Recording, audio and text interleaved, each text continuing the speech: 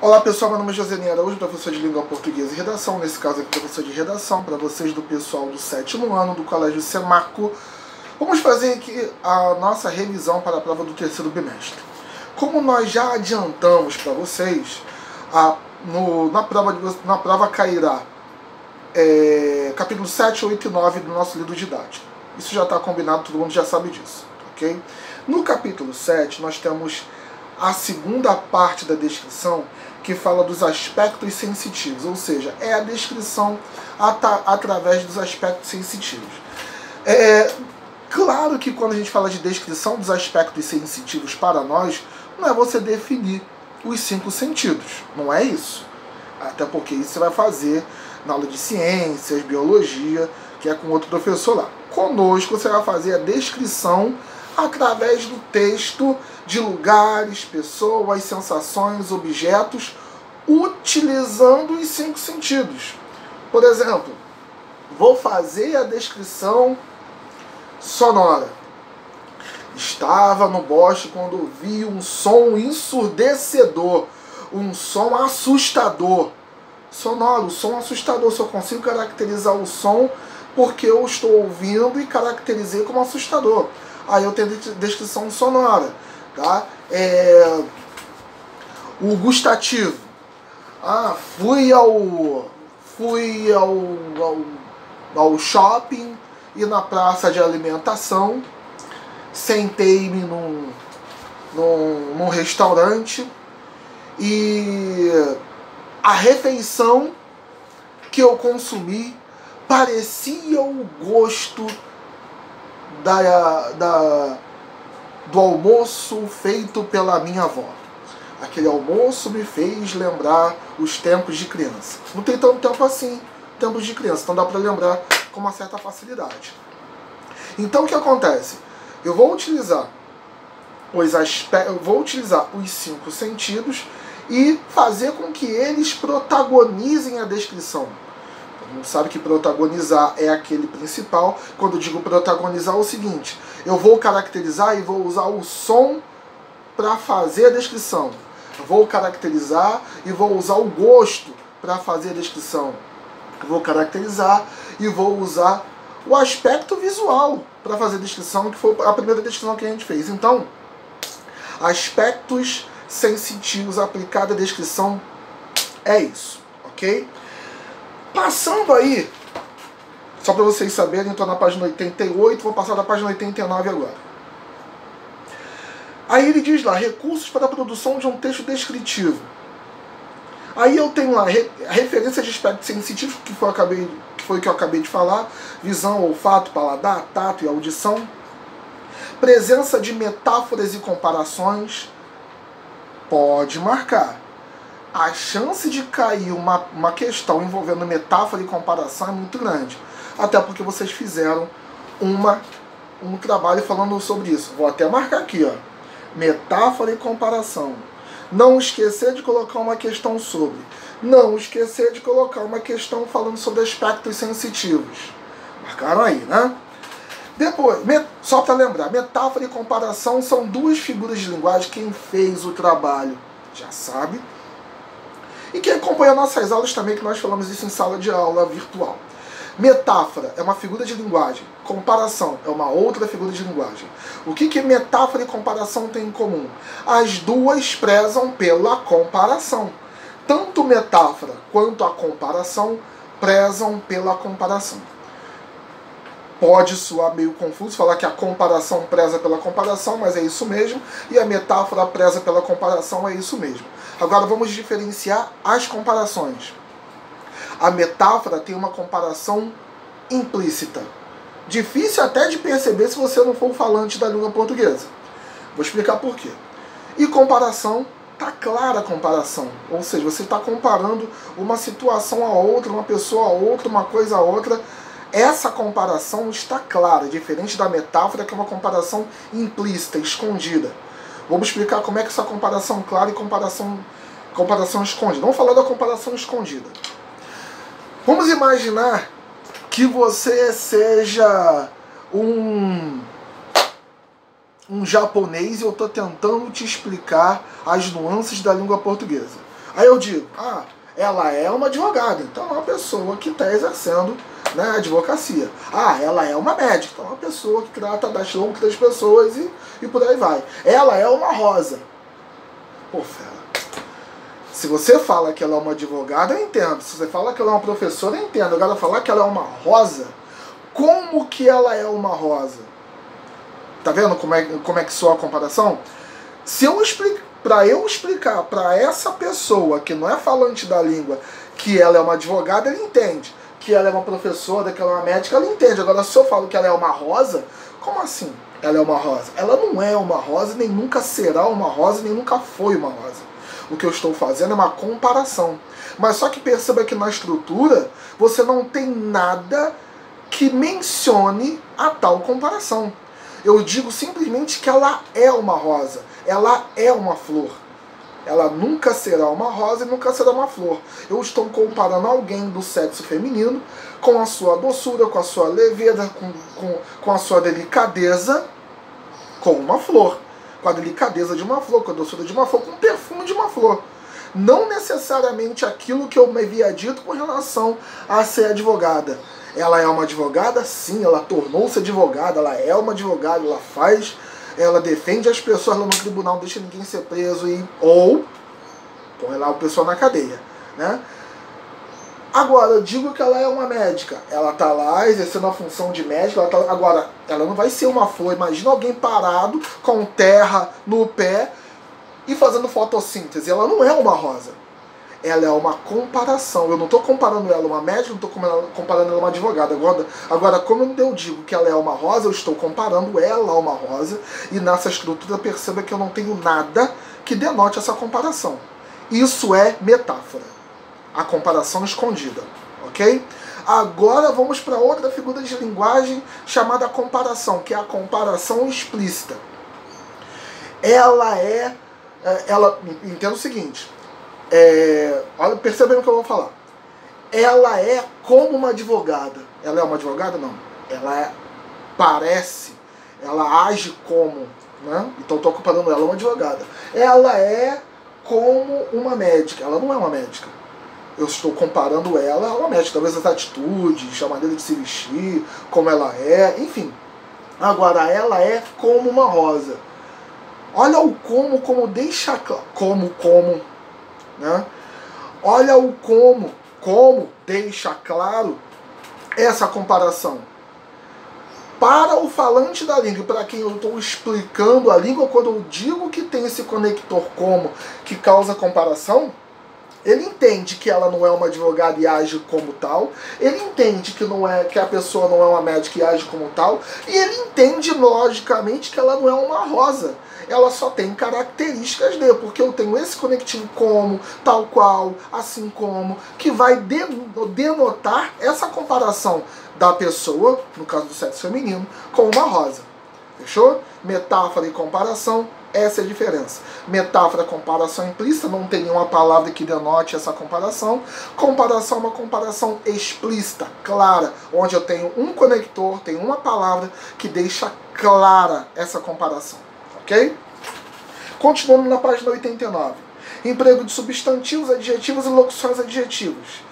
Claro, substantivo é aquilo que eu vou comparar, porque substantivo é a classe de palavra que dá nome às coisas. Né? Adjetivo, claro que se eu estou descrevendo, adjetivo é a classe de palavras que atribui característica aos seres, no caso, o substantivo. E locução adjetiva? Locução adjetiva, na verdade, são duas ou mais palavras que fazem a mesma função de um adjetivo. A diferença é que adjetivo vem em uma palavra, locução adjetiva vem em duas ou três ou quatro, duas ou mais. Exemplo.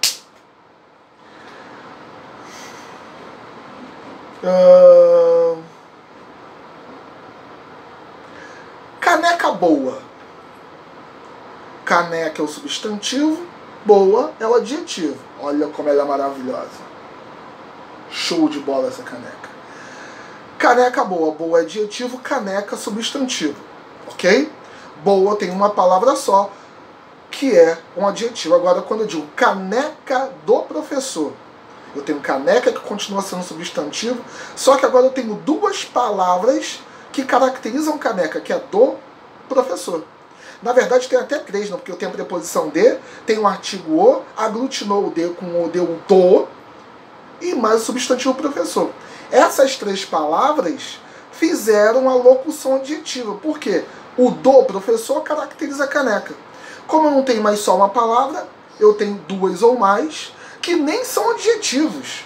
De preposição ou é artigo, professor é substantivo. Só que a união dessas três palavras, elas têm a mesma força que o adjetivo boa, porque tanto essas três quanto boa modificam o substantivo caneca. Tá? Do professor caracteriza a caneca. Do professor é locução adjetiva. Locução adjetiva. Boa é um adjetivo, porque é uma palavra só. Ok? Uso de verbos de ação ou de ligação. Naturalmente. Se você vai contar uma história, naturalmente ela tem uma ação, você vai ter que colocar lá os verbos nesse sentido. A diferença do verbo de ligação para o verbo de ação é que o verbo de ligação aparece naquela estrutura do predicado nominal, onde ele liga o sujeito ao seu caracterizador. Por isso o verbo de ligação está ali necessariamente no meio, ligando um ao outro. Ok? Aí o que acontece? Por que o verbo de ligação é uma característica aqui da descrição? Porque olha só a estrutura do verbo de ligação, ele parece no predicado nominal. E o predicado nominal tem um sujeito e predicativo do sujeito. O predicativo do sujeito nada mais é do que aquele carinha que caracteriza o sujeito. Cansei agora, hein? Mas vamos lá. Então, o que acontece? O predicativo, em muitos momentos, é representado por um adjetivo. Tá? Tanto que quando a gente está falando em predicado nominal, eu até brinco falando predicativo é a qualidade do substantivo. Não deixa de ser uma verdade. Né? E usando um adjetivo. Predicativo, adjetivo tem até finais iguais. Tá? Então, por que o verbo de ligação está aí? Justamente porque no predicado nominal, quando você usa predicado nominal, você está caracterizando. Descritivo, caracterizou. Emprego de advérbios e locuções adverbiais. A mesma coisa que serve do adjetivo para a locução adjetiva e serve para advérbio e locução adverbial. Agora, o advérbio, ele modifica verbo, adjetivo e o próprio advérbio. A locução adjetiva, a locução adverbial faz a mesma coisa que o advérbio faz. Ok? Só que a locução adverbial tem duas ou mais palavras. O advérbio é uma palavra só. Presença de frases nominais. Frases nominais são aquelas frases que não têm verbos, né? E uso de enumeração. Fui a feira e comprei laranja, banana, maçã e por aí vai. Tá? Então, esses são os recursos para que você consiga produzir um texto descritivo. Isso é importante, ok? Cada um desses elementos aqui é importante. Principalmente metáfora e comparação, substantivo, adjetivo, locução adjetiva, verbo de ação, verbo de ligação, advérbios e locuções adverbiais. Esses conceitos são importantes. Vamos avançar lá, página 90 tem os textos lá que a gente já leu, 91, 92, fala de descrição de grupo de pessoas, descrição de comportamentos, sentimentos, descrição de ambientes, coisas ou elementos, falamos de tudo isso. Passamos lá, 96, 97, 98, 99, 100, até chegar no capítulo 8 que fala de poema. Primeiro poema é um gênero textual que aparece em verso. Verso é cada linha do poema. Conjunto de versos é igual a estrofe. Característica do poema: métrica e sonoridade. Métrica, estou falando de medida. Número de versos, número de palavras iguais, número de palavras com a mesma característica, número de estrofes. Falou em medida, estou falando de métrica. Sonoridade é literalmente o som. Seja de rima, seja de rima de ritmo, ritmo. Quem tem uma intimidade maior com essa coisa é o professor Carlos, mais conhecido como Bill, né, de música. Mas enfim, essas são as características básicas do poema aí. Agora, o que o poema traz pra gente? Ele traz uma formatação diferente. Se antes no texto em prosa, que é o texto dividido em parágrafo, você tinha que manter a distância inicial e até o final, aí depois pega no início da linha até o final, no texto É em verso? Não. No texto em verso você tem que mandar o seu recado. É como se você mandasse recados em cada linha, né? Por exemplo, vou ler um poema aqui para vocês. Eu queria ser o mar do altivo porte. Mandei o primeiro recado. Que ri e canta a vastidão imensa. Outro recado. Eu queria ser a pedra que não pensa. Outro recado. A pedra do caminho rude e forte. Então é o seguinte, é importante que o verso não ultrapasse uma linha. E uma característica do verso é ter esse tiro curto nas linhas. As linhas têm poucas palavras, tá? Uma dica, dá uma olhada em letra de música. Letra de música é um poema, ok? Guardando os gostos musicais aí, que cada um tem um seu, vamos respeitar o gosto musical do coleguinha. Tá, então, recapitulando, verso é cada linha do poema, estrofe é o conjunto de versos, ok? Aí na página 108 você tem uma coisa lá que é muito importante, que são os tipos de versos. Os tipos de versos de acordo com o número. 2 versos disto, 3 versos terceto, 4 versos quarteto, 5 versos quintilha, 6 versos sextilha e por aí vai. Passei para vocês uma atividade para fazer um soneto, tá? E algumas pessoas erraram, eu vou repetir para você agora e pedir para você dar uma olhada na página 109 do livro didático. O soneto, ele só é soneto se ele tiver 2 quartetos e 2 tercetos, literalmente nessa ordem. Se você estiver acompanhando aí essa revisão com o livro, dá uma olhada na página 109 e observe, por favor, o poema de Luís de Camões, onde ele tem lá primeiro um quarteto, que é uma estrofe com 4 versos, depois um outro quarteto, mais uma estrofe com 4 versos, depois um terceto, estrofe com 3 versos, e por último um outro terceto, uma estrofe de 3 versos. E perceba, claro, que entre as estrofes você tem um espaçamento. Traduzindo para o nosso caderno, seria equivalente a uma linha pulada, ok? Então, o soneto só é soneto se ele tiver 2 quartetos e 2 tercetos, como você está vendo aí, ou uma estrofe de 14 versos. Só. 15 linhas não é soneto. 15 versos não é soneto. 13 versos não é soneto. 2 tercetos, 2 tercetos e 2 quartetos não é soneto, tá? Então, guarda a dica aí. O soneto só é soneto se ele tiver 2 quartetos e 2 tercetos, necessariamente nessa ordem, ou seja, primeiro um quarteto, depois o outro quarteto, depois um terceto, depois um terceto. Ou então você faz um poema só com 14 versos, ok? Uma estrofe com 14 versos.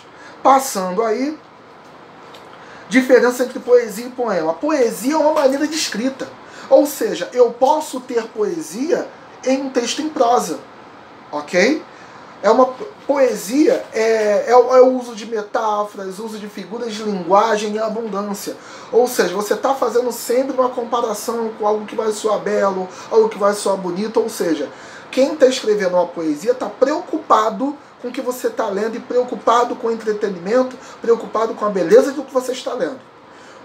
Poema é um gênero textual. É um gênero textual característico, onde você tem aquela formatação característica, eu falei para vocês compararem até com música, que é igual, dividido em estrofes. Poema pode ser escrito em prosa? Não. Poesia pode ser escrita em prosa? Pode. Tá? Continuando aí. Passamos aí, estou na página 114, 115, exercícios que já fizemos. Lembrando que alguma coisa dos exercícios aqui podem cair. Inclusive gravem, principalmente aquelas palavras novas que eu dou ao longo das nossas aulas, para a gente poder enriquecer o nosso vocabulário. No poema 2, que pega na página 120 aí, 121, ele fala de ritmo, fala antes de aliteração e fala de assonância. Aliteração, repetição de sons consonantais. Assonância, rima das vogais tônicas, ok? Depois, ritmo. Aonde está uma música, você já percebeu que ela Ritmo, na verdade, é a combinação de sons. Isso é ritmo, tá? Continuando aí. Passou página 122, 123, 124. Ah, o eu lírico. O eu lírico é importante. É importante. Se eu fosse você, estudaria. Ia muito afiado para isso para a prova. Eu lírico é o ser abstrato que sente tudo aquilo que acontece no poema acontece com o eu lírico. Ok? Guarda isso. O eu lírico necessariamente é uma pessoa? Não. Eu lírico necessariamente é o poeta? Não. Nada disso. Tá? Porque, por exemplo, eu posso fazer um poema, onde o eu lírico é um outro ser que não eu, que tem situações que eu nunca passei, mas eu estou criando esse poema com esse ser abstrato, que não sou eu. Ok? Agora você tem o eu poético. O que é o eu poético? O eu poético, sim. O eu poético eu tenho certeza que é o poeta que está ali. Tá? Eu lírico não. O eu poético eu tenho certeza que é ele que está ali. Tá? Mas foquem no eu lírico. E o eu poético também. Vou marcar o eu poético. O eu poético está aqui na página 126. Vou marcar o eu poético também, que também é importante. Tá? Eu poético é a certeza do poeta dentro do texto. Eu lírico, não, eu não tenho essa certeza. Tá? É aquele ser abstrato que sente tudo aquilo que está descrito no poema. Aí a gente entra agora na página 126 e 127, numa concepção de poema muito legal, muito diferente de métrica e sonoridade. Por exemplo, poema concreto, ele tem uma nova visão sobre o assunto. Por exemplo, acompanha lá na página 127. Eu cheguei até a colocar um vídeo na plataforma falando sobre isso. Né? Tinha esse pêndulo aqui, eu lembro bem que tinha. O lixo, não. Aí a gente até fez um bom debate até sobre esse poema aqui, lixo. O título é lixo, mas só que é escrito lixo com as palavras luxo. Aí algumas pessoas disseram que tudo aquilo que a gente consome nos dá luxo, vira lixo. As pessoas disseram que o lixo pode virar o luxo de alguém, porque pode ser uma pessoa que trabalha com reciclagem. Enfim, tudo isso está correto, até porque quando a gente fala em poema, fala em poesia, a linguagem é plurissignificada. Plurissignificada quer dizer o quê? Mais de um significado. Ok? Ou seja, dá margem para que você tenha possibilidade de entendimento. Aqui no pêndulo, perceba que a ideia é de movimento, apesar de você estar só escrevendo. E a escrita das palavras dá ideia de movimento. E pluvial e fluvial, aquilo que a gente falou, talvez o movimento da chuva caindo e indo para a rede fluvial. Fechou? Enfim, esse aí é o nosso programa, é a nossa revisão para a nossa prova do terceiro bimestre. Espero que tenha sido de grande utilidade para todos. Espero sinceramente que tenha ajudado. E espero mais ainda que vocês tirem excelentes notas na prova do terceiro bimestre. Senhores, foi um prazer estar com vocês. Foi um prazer brincar com vocês. Na verdade, foi um prazer inenarrável estar com vocês. Até a próxima, pessoal.